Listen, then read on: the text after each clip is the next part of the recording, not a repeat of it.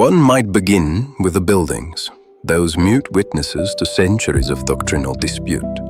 The Dominican convent at Santa Sabina in Rome, squat and resilient on the Aventine Hill, and the Jesuit church of the Gesù, with its triumphant Baroque facade, stand as architectural testaments to fundamentally different visions of what it means to follow Christ.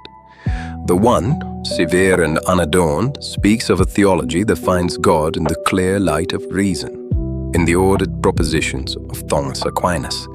The other, rich with gold leaf and swirling stucco, invites the believer into a more intimate, more personal encounter with the divine.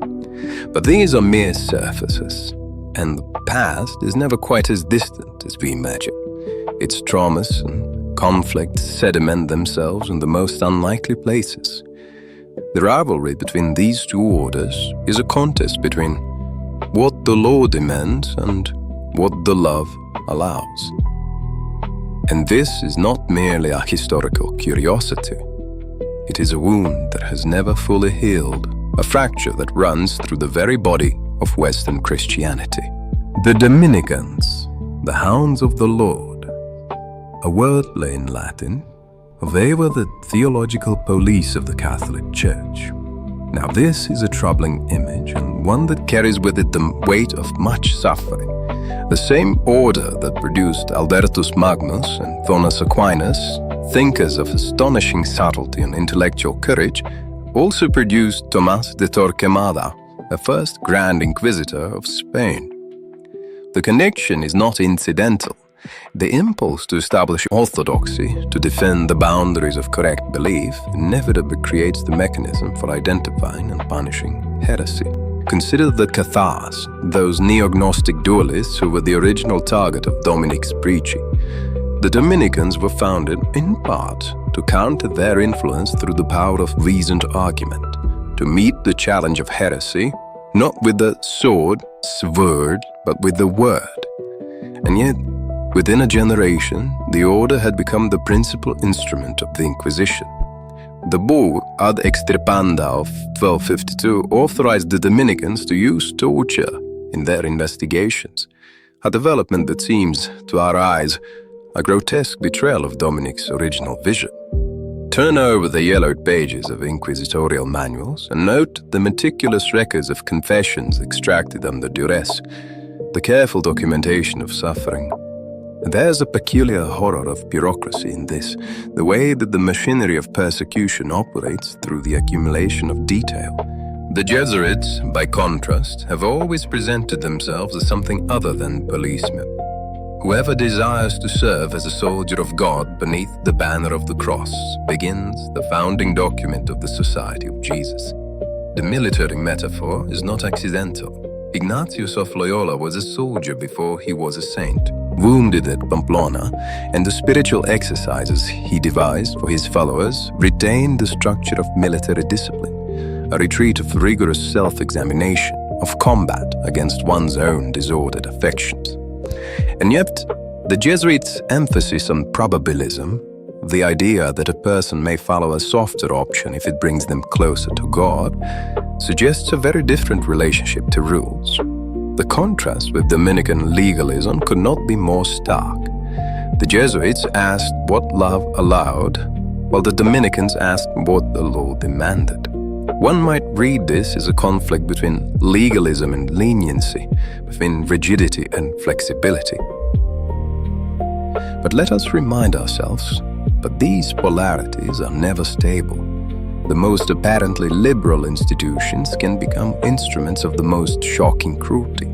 The same order that sent Matteo Ricci to China, where he studied Confucian texts and dressed as a Mandarin in an effort to adapt Christianity to Chinese culture, also established the missions in Paraguay that have been ultimately romanticized as utopian communities and condemned as totalitarian regimes. The same order that produced the gentle and saintly Francis Xavier also produced the implacable Inquisitor. There is perhaps no better illustration of this conflict than the Chinese rights controversy, which raged for the better part of 2 centuries and ultimately resulted in the suppression of the Jesuit missions in China. The Jesuits, following Matteo Ricci, had adopted a policy of accommodation. They permitted Chinese converts to continue the traditional ceremonies honoring ancestors and Confucius, seeing these as civil rather than religious observances. The Dominicans and Franciscans, arriving later, saw something quite different, a compromise with paganism. They saw a betrayal of the true faith. The controversy was finally settled by the papal bull Ex Illa Dea in 1715, which condemned the Jesuit position. The Kangxi Emperor, who had initially been sympathetic to the missionaries, responded by ordering the expulsion of all Christian missionaries who refused to abide by Ricci's principles. The missions collapsed, and thousands of converts were left without priests. This was a tragedy of interpretation, a failure of one culture to understand another, and a failure within the Church to understand its own relationship to culture. The Dominicans, in their insistence on the universal applicability of European norms, could not see that the faith might be expressed in other forms, that the truth might be approached through other languages and customs. The Jesuits, in their enthusiasm for accommodation, perhaps went too far in the opposite direction, assimilating Christianity to a cultural framework that could not contain it. The most dramatic episode in the history of the Society of Jesus is undoubtedly its suppression in 1773. Pope Clement XIV, under pressure from the Bourbon monarchies of Europe, issued the bull Dominus ab Redemptor, which dissolved the order entirely. The Jesuits had become too powerful, too independent, and too willing to defend the rights of indigenous peoples against colonial exploitation. The reductions in Paraguay, where the Jesuits had created a network of self-governing communities for the Guarani, were seen as a state within a state, a challenge to royal authority. The suppression was, from the perspective of the monarchs, a political necessity, but it was also a theological judgment. The Jesuits had been accused of equivocating, of casuistry, a moral flexibility that undermined the very foundations of Christian ethics. The Dominicans, who had long opposed them, must have felt a grim satisfaction at their downfall. And yet, the suppression did not last. 40 years later, in 1814, the Pope restored the Society of Jesus, and it resumed its work with renewed vigor. The Jesuits, like the phoenix, had risen from the ashes. But the wounds of the suppression never fully healed. The experience of persecution had left its mark on the order, creating a new relationship to authority that was at once more obedient and more cautious. It is fascinating the way these conflicts are inscribed in the landscape of European cities.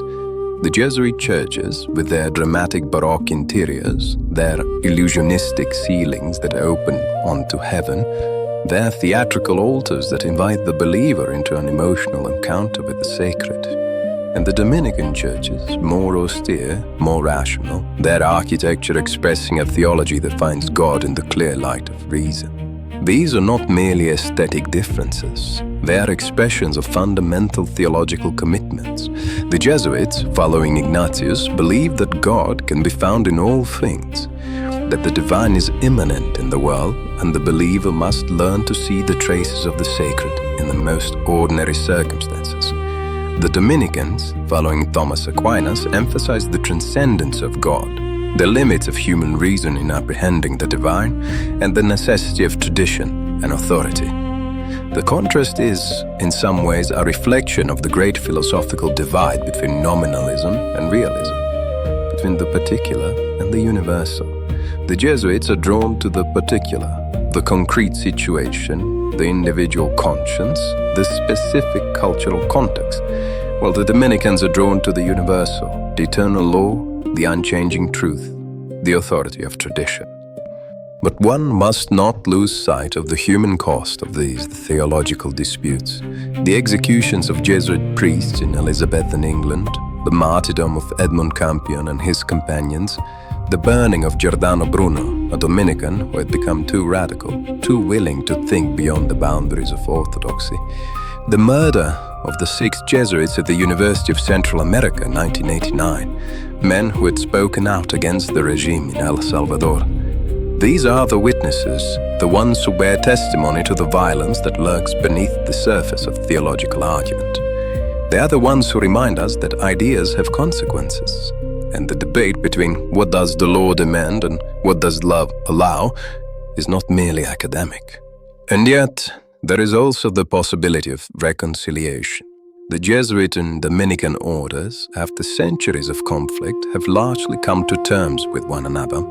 The Second Vatican Council, with its emphasis on the universal call to holiness, on the dignity of the individual conscience and the value of dialogue, represented a kind of synthesis of their competing visions.